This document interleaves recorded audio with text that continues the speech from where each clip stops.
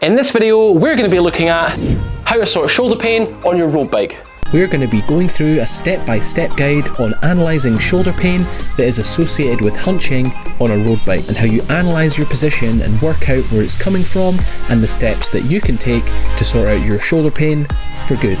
First things first, we're going to be looking at the fundamental body positions that you need to be looking out for if shoulder pain is starting to become a burden on your bike rides. So the first thing really we want to try and look at is this hunching posture. So Scott, I'm just going to get you to start into that hunching posture for me. Hunching is a big contributor to shoulder pain, and the reason and the mechanism for that is this upper part of your back hunching forward usually is associated with the shoulder blades themselves splaying further away. Now, as the shoulder blades splay out, what's going to start to happen is the muscles at the front of your shoulder are going to start to overwork to support your arms. They start to overwork because when the top part of your spine flexes forward like that and your shoulder blades splay apart to help you reach further forward, your core and your traps aren't really in the best position to activate. So your shoulders need to start doing a disproportionate amount of work in a very disadvantaged position as they try and reach forwards at the very top of your arms. This is because they're not really designed to be supporting all of your body weight. Your shoulder really is a muscle that's designed to effectively just support the weight of your arm only, maybe with a couple of things in your hand, of course, not certainly support your whole trunk on effectively what can sometimes be a slide that feels like you're pushing forward on the bike. So hunching is the first problem posture that we're going to look for. If I get Scott to just relax this hunch and elbows down and go forwards into the shoulders, perfect.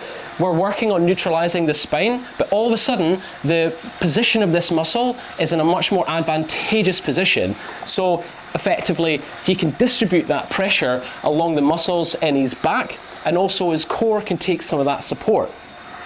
The other thing about getting rid of this hunch is it often requires you to have a more neutral spine, which effectively means that you're using the saddle position in a better way. So often when this hunch goes, it means that you're putting more weight into the saddle as well. So let's have a look at the things that influence hunching on your bike and see if we can start there.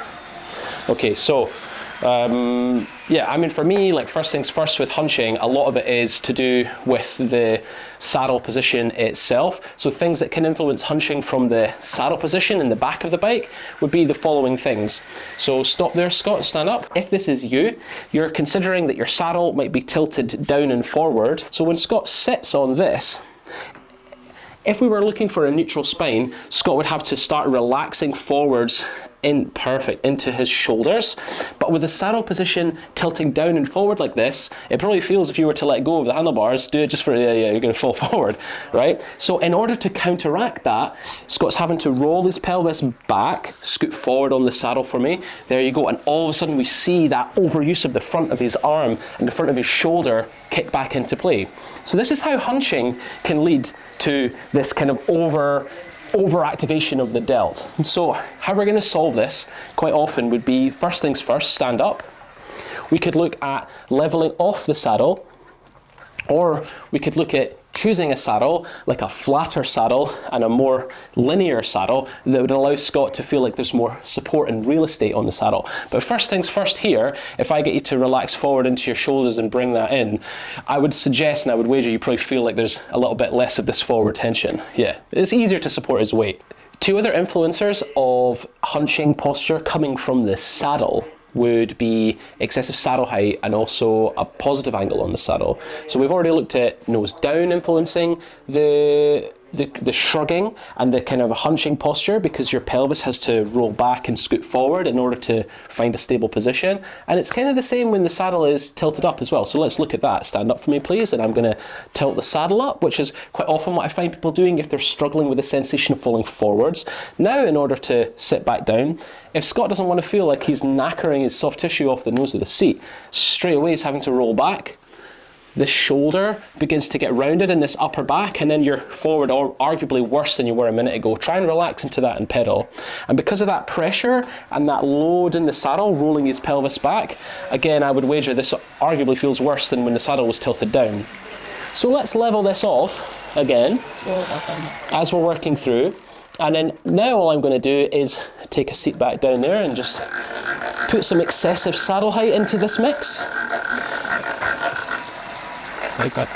And again, if we just play around, say like on a slightly longer bike ride, there's all this excessive movement coming in from the pelvis. Little by little, all of this is going to start to come forward again. Shoulders forwards, overactive, rounding of the upper back.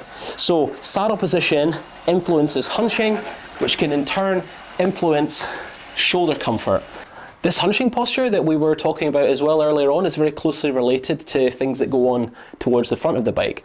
So the tilting forwards and down of the handlebars and the overextension of the handlebars, maybe caused by a stem that's too long, can again, you just see this constant theme of shoulders that come forward being influenced either by where the position of the seat is, and also as we're working on now towards the front of the bike.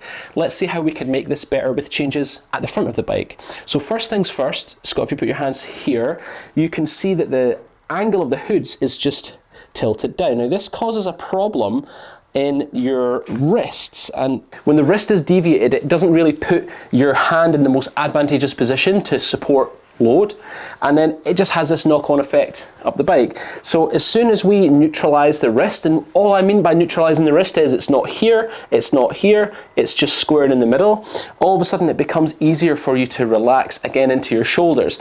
Every time your shoulder comes down and away from your neck is a win. So if we combine this leveling off with the hoods with coming back 10 millimeters on the stem length, this is just in Scott's case, the easier and easier it becomes for him just to take the tension out the elbows, lean forwards in to the shoulders there, and then now the core and the saddle position is supporting his weight, and again start to pedal. And you can see it becomes easier and easier for Scott to get closer and closer to a position that's going to be, if you like, problem-free in the shoulders. But now I can start to be really mean to him as well, because if I start to combine things such as a stem that is too long and hoods that are tilting down, and maybe I'm going to tilt the saddle up slightly and maybe put it a little bit too high, or play around with any of these variables. So if I'm just going to get you to stand up and I'm going to get you to tilt the saddle down, sit back down onto that. Again, you can see that any sort of combination of these, this is why you can't just fix one issue or look at one problem on your bike and be like, right, well, I've got sore shoulders, so I need to level off the hoods. Very often it's a combination of assessing all of the fundamentals: stable pelvis, advantageous bar position that's going to allow your wrist, elbow, shoulder to be neutral. And this is where we start to kind of think about a big picture with Bike Fit. Another influencer of shoulder pain when you're cycling is just really boiling down to bar width. In this situation, we have a handlebar that's approximately 46 hood to hood, and that's just far too wide for Scott. So the big things, if I just get you to ride here as well, you've got to remember is there's a lot of movement in the saddle generally. Even if you've got a good saddle position, your hips drop, your pelvis is moving with every pedal stroke. So by the time that movement that starts back at the hips gets up to the shoulders, there's actually a lot of leverage. So if your shoulders are out in this wide position, it's a lot of work for them to do to support and stabilize. And the reason why is it starts down at the hands. So if your hands are coming in here with this bar width position being too wide, it's going to cause this slight internal rotation of your forearm. It doesn't have to be much, it just all of a sudden feels too wide. And you can feel this as well yourself. If you go into the gym and do a press up with really, really wide arms compared to in a little bit closer where it's more ergonomic, your shoulder blades will just start to relax. So if you go from this position to this position, your shoulder blade literally just comes back in, down, and that just feeds back into this hunching that we were looking at earlier on in the video. So let's narrow down the width of the handlebars here. Generally, most men across most sizes, a 40 handlebar is a pretty good starting point to think of. If you're much wider than that and you've got shoulder pain, I would literally be looking at bar width first. As soon as we've come in narrower, Scott's elbows are dropping and he's able to sit his body into his shoulder that much better. And how does it feel? Better, hopefully. Yeah, generally more relaxed. And the big thing is, because the shoulder blades can sink down because the hands aren't so wide, it's just, again, easier for this hunching to go away. The shoulder and the arm bone is in a much more advantageous position in the socket. And again, it's just easier to work with. So the problem that we're trying to solve with this bar width coming in are these shoulder blades. So you see this kind of like separation of the shoulder blades here with the excessive bar width. And now if I'm just going to get you to sit up tall a second, and then just, yeah, grabbing naturally. And you can see it's subtle, but it doesn't have to take much. The shoulder blades just come a little bit more together, a little bit down, and all of a sudden the upper arm bone just can sink into the joint better, and that whole spine can be in a more neutral position.